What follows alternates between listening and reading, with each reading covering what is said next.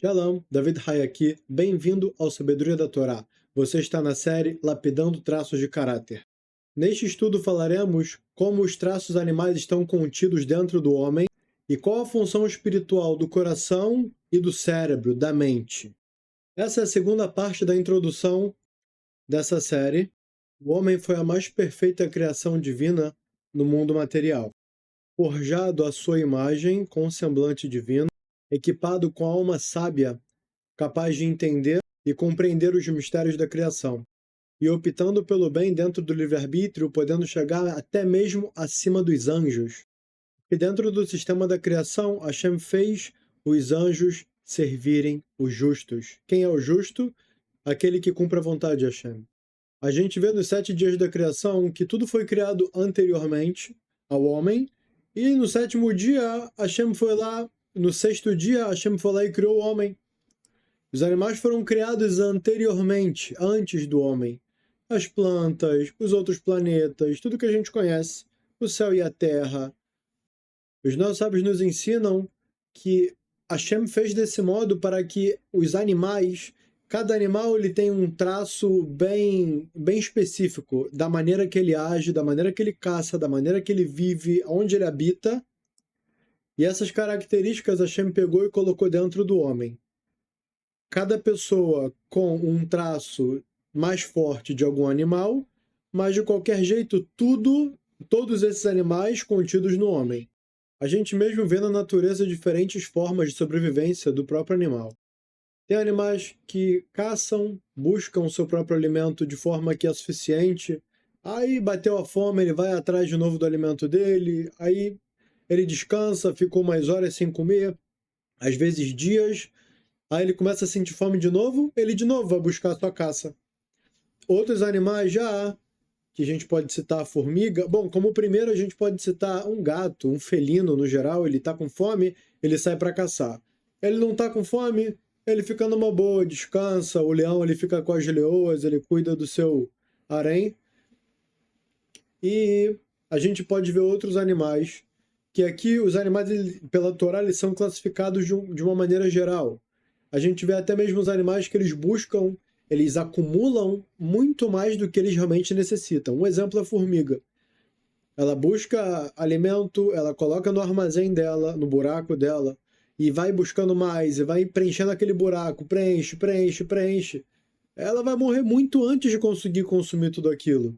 Mas a Hashem colocou esse tipo de característica nesse animal. Então a gente vê que tem aqueles que vão atrás quando eles têm necessidade. Outros que eles estão sempre indo atrás, independente da necessidade, ele vai ter muito mais, mesmo se ele morrer no meio do processo, né, ele vai ter uma expectativa de vida que é óbvio que o que ele acumulou vai passar muito. E tem muita gente hoje em dia não, né? Ao longo da história, que também fazem dessa maneira. Acumulam e acumulam mais, e acumulam. Olha, meu querido, você já tem 50, 40, 50, 60 anos. Você já tem muito mais do que o suficiente para três vidas suas consecutivas, né? Caso você viva normal, de você se sustentar. Para que você continua indo atrás do material? Não tem necessidade mais. Já a gente pode ver uma outra classe de animais que eles parasitam os outros, tanto na parte de sugar o sangue, né? Obviamente são insetos, parasitas. Já tem outros que preferem ficar no bem bom, relaxados, e quando eles veem uma oportunidade que um outro animal está caçando, eles vão lá e roubam aquela carcaça. A hiena é um exemplo disso. Ou eles roubam o ovo do outro animal, que o animal colocou ali um ovo. Tudo bem, é uma forma de caça, mas existe também esse conceito de um animal que caçou, aí chega esse ladrão dos animais para pegar aquele animal que já foi caçado. E até mesmo a fêmea do outro. A gente vê animais que eles são parceiros de forma que os dois eles se casam e nunca mais se separam. E os pombos são assim. A gente aprende dos pombos, justo no Sefer Yetzirah, ele explica pra gente sobre os animais, algumas partes da criação, e dentre eles explica sobre o pombo que ele é Neeman, com seu parceiro, ele é confiável.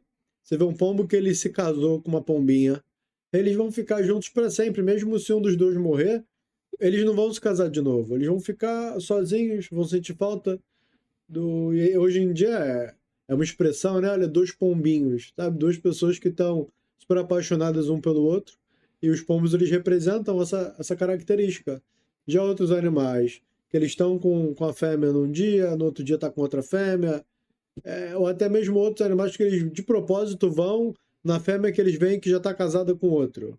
São características que a Hashem não à toa colocou nos animais. Nada, não existe um acaso na criação. Toda a criação a Hashem fez do jeito que a gente conhece, para que a gente estude, aprenda e use essa sabedoria prática. Um detalhe que vale ressaltar, que todo mundo sabe, os aviões eles foram projetados com base no voo dos pássaros. E sem contar, não falta, as câmeras foram projetadas com base no olho do ser humano, dos animais também. E não faltam projetos, né, que foram feitos com base no sistema orgânico. Inclusive, os nossos sábios nos ensinam que se a Torá não tivesse sido dada, a gente teria que estudar o ecossistema para conseguir ter até mesmo o autoaprimoramento, para a gente até mesmo aprender como se consertar, que a Hashem colocou na natureza, no ecossistema como um todo, mesmo nas árvores, nos animais, nos insetos, todo tipo, todo tipo. A Hashem colocou Chokhmah, uma sabedoria praticamente infinita. Infinita. Inclusive, em hebraico, a palavra Elohim, que é um outro nome, na verdade, em vez do Kuf, é com rei, né? Mas a gente fala Elohim, para não falar o nome de Deus em vão. A numerologia é a mesma da palavra Teva. Teva significa natureza. Então isso vem dizer que esse mundo de ação e reação, que é a natureza como a gente conhece hoje em dia, você vê os animais, eles um ataca o outro, um pega do outro, a lei do mais forte. O mundo que ele está largado na ação e reação, que ele está sujeito a essas leis de ação e reação, ele é equiparado com o nome de Deus, chamado Elohim, que Hashem, quando ele se expressa através desse nome, ele vai lidar com a pessoa, ele vai lidar com aquela situação através do sistema de mérito e demérito, ação e reação. Já quando ele se expressa com o nome Adokai, com expressão Adnut, já é bondade, aqueles que se dedicam para Avodat Hashem, aqueles que amam Deus e fazem a sua Messirut Nefesh, se entregam para cumprir a vontade de Deus. Eles vão dormir quando eles não querem ir dormir, para acordar cedo para ir para a reza. Eles ficam acordados quando eles querem ir dormir, para conseguir estudar mais um pouco. Eles se esforçam e se empenham, eles ficam quietos quando eles querem falar alguma coisa errada. Um segundo. Eles falam quando eles querem ficar quietos. Ele agora não está a fim de falar, às vezes, por qualquer motivo, ele quer ficar quietinho na dele, mas ele vê uma situação onde é necessário aqui agora explicar algo, então ele se esforça em abrir a boca. Ou seja, ele não age de acordo com os instintos carnais dele, com o que ele quer, com o conforto dele. Ele não age assim. Ele age olhando como que Hashem gostaria que ele fizesse. Ele vai estudar a Torá, ele vai entender qual que é o comportamento que é exigido dele, e assim ele vai fazer, mesmo que para ele não seja prazeroso. Mesmo que até mesmo ele sofra fazendo aquilo. Mas ele vai fazer porque Hashem mandou, porque esse é o certo. Aí Hashem se revela para ele com o nome de Adnut, Adokai, que aí sim a pessoa vai ter bênçãos especiais e até mesmo quebras da natureza quando ela consegue atingir esse nível. E a gente teve o grande benefício, a grande felicidade de Hashem no final resolver, decidiu dar para a gente a Torá, dar para os judeus, que os judeus distribuem, sim, ensinam para os outros povos, para dessa forma, através do estudo da Torá, aprendermos como nos tornar o homem da versão mais avançada na qual Hashem criou e projetou para ser. Quanto Hashem ama a pessoa que se dedica e se empenha em fazer a sua vontade, conectar o eterno e fazer parte da criação, fazer parte do objetivo da criação. E o que acontece com aquele que recebeu tudo isso e infelizmente ele viveu a vida dele como se não tivesse propósito, atrás de coisas fúteis. Felizmente isso é equiparado como alguém que recebeu um cargo de CEO da NASA, que é o líder, que faz as decisões, que está por dentro dos projetos. E essa pessoa, infelizmente, resolveu sair para passear na rua, olhar para o céu, olhar para os pássaros, jogar um xadrezinho na praça e voltar para casa. Infelizmente, ele tem um cargo extremamente importante, foi dada essa grande oportunidade para ele, e ao invés dele se dedicar para o projeto da empresa, ver ele como ele vai poder ajudar, liderar, fazer reuniões, aconselhar, e no final das contas ter um cargo de destaque, ter um cargo no qual vai deixar ele bem satisfeito, além do dinheiro que ele vai receber, infelizmente, quando isso é desperdiçado, a sua recompensa, que é no final do mês receber o seu dinheiro, e também uma posição elevada, de honra, ela vai perder isso, infelizmente. E assim vai acontecer no mundo vindouro, no próximo mundo, onde o que vai reger vai ser a verdade. Vai ser tudo de acordo com a verdade. Qual que é a verdade? Quem se dedicou para Avodat Hashem, para o seu serviço divino, vai ganhar, vai conseguir, vai ter cargo, vai ter dinheiro. Não é igual esse mundo onde o mundo da mentira, onde quem não está preocupado com o objetivo da criação, mas ele trabalha, Hashem tem bondade e misericórdia e dá para ele, dá o dinheiro para ele, para que o livre-arbítrio aconteça. A gente vê muitos tzadikim, pessoas justas que sofrem muito, e muitos rechaim, pessoas que não estão preocupadas com as leis de Hashem, descumprem elas, e eles estão bem-sucedidos, financeiramente falando, né? Financeiramente falando. Quão importante é a gente estudar a Torá todos os dias. Pode ser através de vídeos, e-books, livros. Muito importante, coloca o celular no modo avião, para ninguém te ligar, ninguém mandar mensagem. Mesmo se tentarem, eles não vão conseguir. Você vai estar ali protegido. E você abrir o seu e-book, estudar suas páginas que você tem que estudar por dia e se preocupar com o seu mundo vindouro, com a sua alma, com a formação da sua conexão com Hashem. Agora vamos falar um pouco do coração, da função do coração e da mente, do cérebro, como que o estudo de Mussar vem explicar para a gente no âmbito espiritual, como o coração e o cérebro eles se comunicam, né, dentro do nosso corpo, espiritualmente falando. No coração estão contidas as emoções da pessoa e os seus costumes, o que ela está acostumada a fazer, os seus hábitos. Tanto bons hábitos quanto maus hábitos, eles vão estar no coração. E também outras características, todas nas quais a gente vai falar desse mini curso nessa série. Verdade que esse curso aqui vai ser um curso completo. Todas essas séries que a gente está montando é material de curso completo que vai estar aqui aberto para vocês. Então, o orgulho, a humildade, a memória, o esquecimento, a tristeza, a alegria, a vergonha, a ousadia. E as outras características, elas estão no coração. Já a mente tem a função de processar o que é pragmático, o que é direto. Ele entende a lógica, ele entende a verdade de uma maneira mais reta, mais fácil de entender. Por exemplo, é proibido matar. Está entendido. Não precisa aqui colocar sentimento. Com o coração, a pessoa, quando ela estiver numa situação de teste, onde estiverem ameaçando ela, ela vai começar a pensar nisso, falar, olha só, tem alguém me ameaçando. O que eu devo fazer?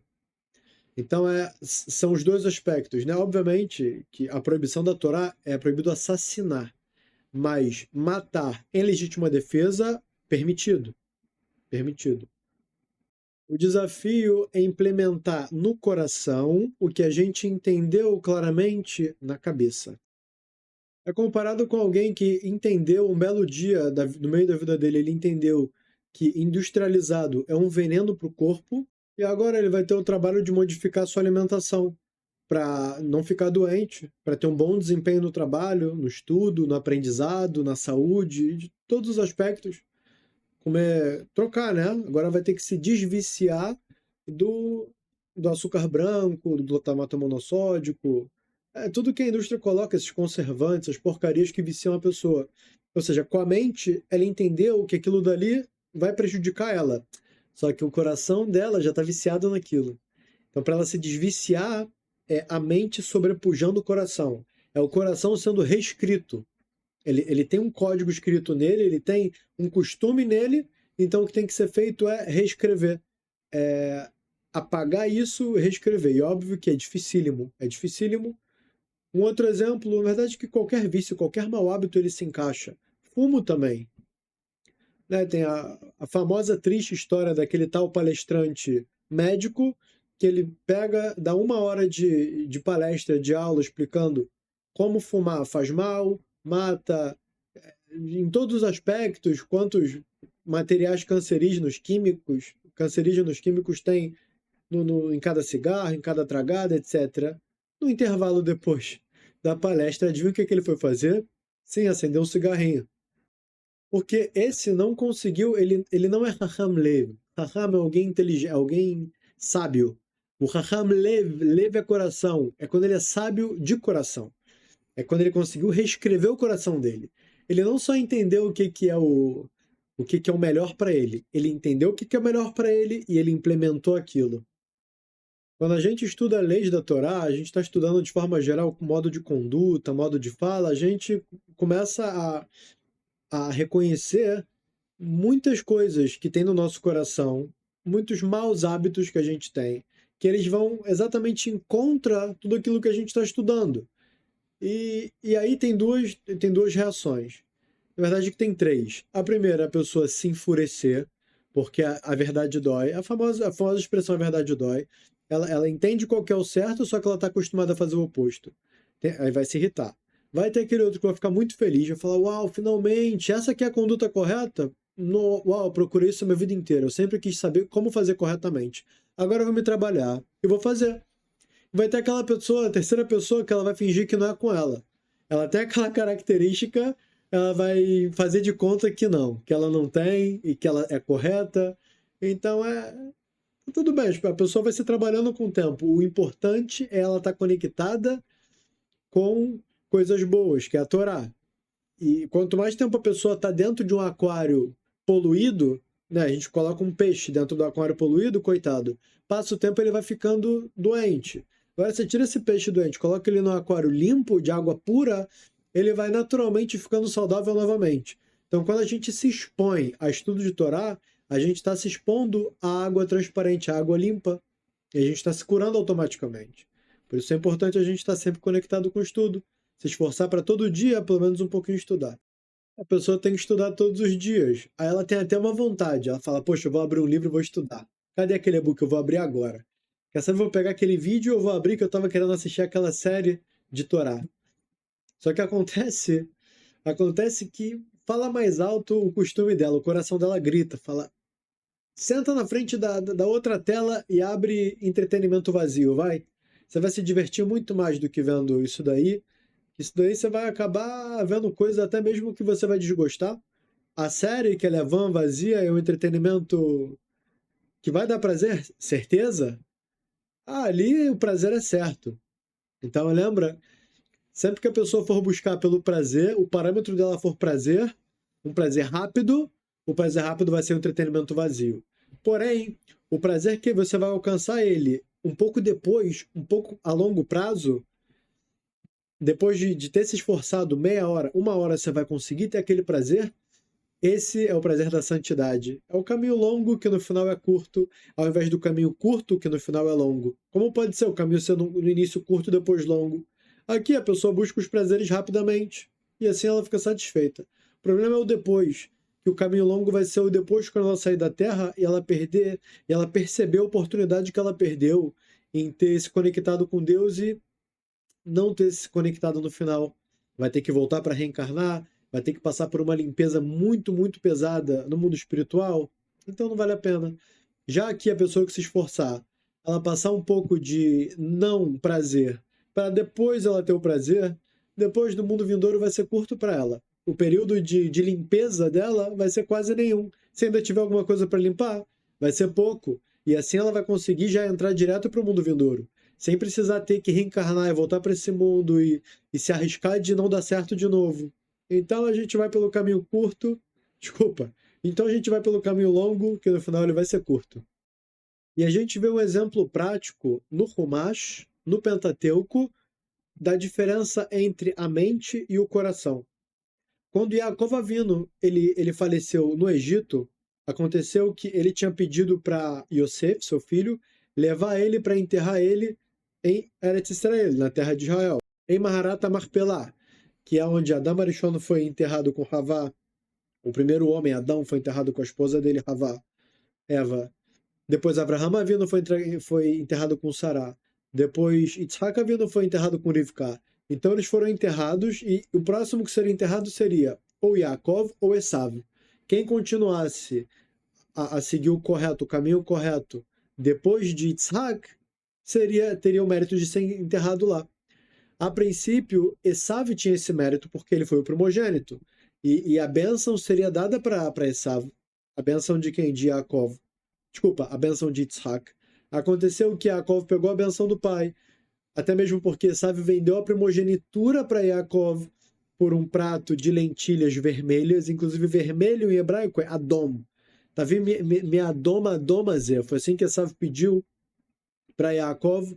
E assim, hoje em dia, os filhos de Esav são chamados de Edom, até mesmo por conta desse Adom, dessa sopa de lentilhas vermelhas. Então, por conta disso que é chamado o povo de Edom, Adom vermelho, Edom virou o nome do povo. Então, aconteceu que, então dessa forma, Yaakov teve o mérito de continuar a linhagem do povo de Israel, tanto que ele foi chamado Israel por Deus. Ele teve o nome Israel, na verdade, dado pelo anjo de Esav, quando ele lutou com o anjo de Esav no deserto, quando Yaakov voltou para buscar os seus jarros, os Canucanim. Então, voltando, Yaakov, ele estava para ser enterrado em Eretz Israel, na terra de Israel, em Hebron, e aí foi Yosef, foram os irmãos de Yosef, né, as 12 tribos, todo mundo foi, e disso que os egípcios viram que a sua maior autoridade saiu do Egito, os egípcios também vieram nessa marcha fúnebre. Então eles marcharam do Egito até a terra de Israel. E quando eles chegaram lá, adivinha quem estava na porta? Na porta do Maharat Marpelá, no local para enterrar Yaakov, Esav estava lá. Cruzou os braços na frente, falou, não, ninguém vai ser enterrado aqui, o túmulo é meu. Aí falaram, não, você vendeu esse túmulo, você vendeu a primogenitura para Yaakov. Falou, cadê o contrato? E o contrato tinha ficado em Mitzrayim, no Egito. E aí pediram e aí começou uma discussão, começou um impasse, cadê o contrato? Não tem contrato, não vendi. E aí os líderes da tribo pegaram, falaram, olha, então faz o seguinte, Naftali, que era muito rápido, era o mais rápido que eles tinham, é conhecido como a tribo dos velozes, então vai até o Egito, pega esse comprovante e volta. A gente às vezes fica chateado ter que do ponto de ônibus voltar até em casa porque esqueceu alguma coisa, né? Ele ia sair de Israel e ir pro Egito rapidinho e voltar para Israel. E o que acontece? Aqui tem um problema. Qual que é o problema? O morto, ele sofre, a alma do morto sofre quando é atrasado o enterro dele.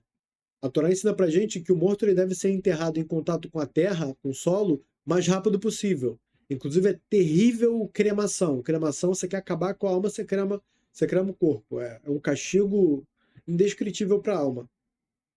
E aí ele foi lá buscar. Aí o que aconteceu? Hushim, da tribo de Dan, uma pessoa chamada Hushim, da tribo de Dan, ele estava no meio daquele impasse, ele estava no meio do povo ali, vendo aquele murmurinho, o pessoal discutindo, ele vendo que o corpo de Yaakov não estava sendo enterrado. Só que tem um porém, ele era surdo. Ele não estava entendendo o que estava acontecendo exatamente. Ele percebeu por alto que estava acontecendo algum impasse. E ele começou a ficar impaciente e irritado, porque Yaakov vindo, que era o líder, era o Gadolador, era o maior da geração, ele estava sendo atrasado de ser enterrado. Que absurdo é esse? Então o que ele fez? Ele rapidamente falou, não, a gente tem que fazer isso aqui, tem que resolver esse problema. Tá? Esav aqui? Esav Arachá? O transgressor aqui incomodando? Nada disso. Ele desembanhou a espada dele rápido, da tribo de Dan. Tribo de Dan é equivalente a uma cobra, né? O símbolo da tribo é uma cobra. Eles atacam por baixo, eles se esgueiram e atacam. Está escrito que a cobra morde o calcanhar do cavalo e derruba o cavaleiro e mata o cavaleiro de forma inteligente. Ou seja, ele não precisa nem lutar contra o cavaleiro. Num golpe, ele consegue matar o cavaleiro sem dar chance de reação. E desse modo ele fez. Ele rápido pegou a oportunidade, passou a espada no pescoço, matou, Esav arrancou a cabeça dele. E existe uma regra na Torá, que é alguém que foi assassinado, alguém que morreu, ela é enterrada naquele local. Aquele local ela é enterrada. Pode ser que tenham exceções à regra, coisa aqui, coisa ali, mas no geral, alguém que morreu no meio do caminho foi assassinado. Eu acho que isso é lei para quem foi assassinado. Quase certeza. Mas aqui não é aula de lei, eu não, né, é o que eu me lembro por alto. Então o que que acontece? Existe esse conceito forte. A cabeça de Esav caiu dentro de Maharat Marpelá. Foi um decreto divino isso, foi algo Minas Shamayim, foi algo dos céus que aconteceu. Ninguém planejou isso. Simplesmente a cabeça dele foi arrancada e rolou para dentro do Maharat Marpelá, desse local que ele queria ser enterrado, que era um local sagrado, e o corpo dele caiu do lado de fora. O que que isso vai representar? O que que os nossos sábios explicam sobre esse acontecimento? Esav, ele cresceu na casa de Yitzhak. Yitzhak, Kodesh Kodashim, uma pessoa super santificada, super sagrada, que aceitou que o pai dele, Abraham, sacrificasse ele. De bom grado, ele falou: olha, é isso que Deus quer, que eu seja sacrificado, um corban, um sacrifício? Então amarra minha mão bem para não me mexer e faz o que Hashem mandou. No final das contas, a gente sabe que ele não foi sacrificado, que Hashem freou Abraham antes que isso acontecesse. E quem que era o avô de Esav? Era Abraham. Então ele cresceu na casa de Abraham, na casa de Yitzhak. Então ele sabia exatamente a conduta correta, ele sabia muito bem o que é ser um tzadik, o que Hashem quer da pessoa, qual é a conduta correta, receber as pessoas em casa, alimentar elas, ensinar palavras de Torá, assim como Abraham fazia, Yitzhak também. Sou uma pessoa santificada ao extremo, só que ele optou por seguir os desejos do coração. Então na cabeça de Esav, ele sabia exatamente o certo e o errado. Ele sabia exatamente as mitzvot, como fazer elas da melhor maneira possível. Só que no coração dele que tinha a inclinação jogando ele pelos prazeres curtos, para os prazeres materiais e mundanos, ele não conseguiu aguentar e seguiu seus prazeres mundanos. Por isso seu corpo não teve mérito de ser enterrado lá dentro, ele foi enterrado fora. E a cabeça que sim tinha pensamentos, uma clareza e entendimento da Torá de maneira clara, e sabia o que era o correto, teve o mérito de cair e ser enterrado dentro do local sagrado, do Maharat Marpelá. Esse vídeo é um oferecimento do e-book do Rav Shimshon sobre aprimoramento pessoal. Cuide de suas palavras. É um e-book que fala sobre Lashon Hará e cuidado com as palavras. É excelente, todo ser humano, toda pessoa, sendo judeu ou não judeu, deve saber, ter esse conhecimento, ter essa sabedoria. Link na descrição. Adquiram, que vai ser uma aquisição para a vida de vocês, que vocês não vão ter ideia, algo indispensável, algo obrigatório, que todos nós seres humanos, a gente precisa saber e tomar muito cuidado com o modo que a gente fala, porque assim como a gente Haim ve'amavet be'ad lashon, assim é explicado pra gente na Torá que a vida e a morte, elas dependem da língua, be'ad lashon, estão na língua da pessoa. Então justo esse livro vai trazer para vocês esse entendimento sobre como, sim, seja só a vida feita através da língua. E Deus nos livre, a morte não. As palavras têm poder de criar ou destruir. Saiba como utilizá-las para construir relacionamentos saudáveis e para honrar Hashem também. Enaltecer Hashem com a fala. Coloque o celular no modo avião e abra esse e-book maravilhoso e consuma ele. 10 páginas por dia. Você consegue. Para não perder os novos episódios dessa maravilhosa série, clique aqui em cima, inscreva-se no canal, ou aqui embaixo, onde você preferir clicar. E também vai aparecer aqui na tela para vocês o quadradinho da playlist dessa série, para você poder acompanhar os últimos episódios que já foram postados. Tudo de bom e até a próxima. A gente se vê nos estudos.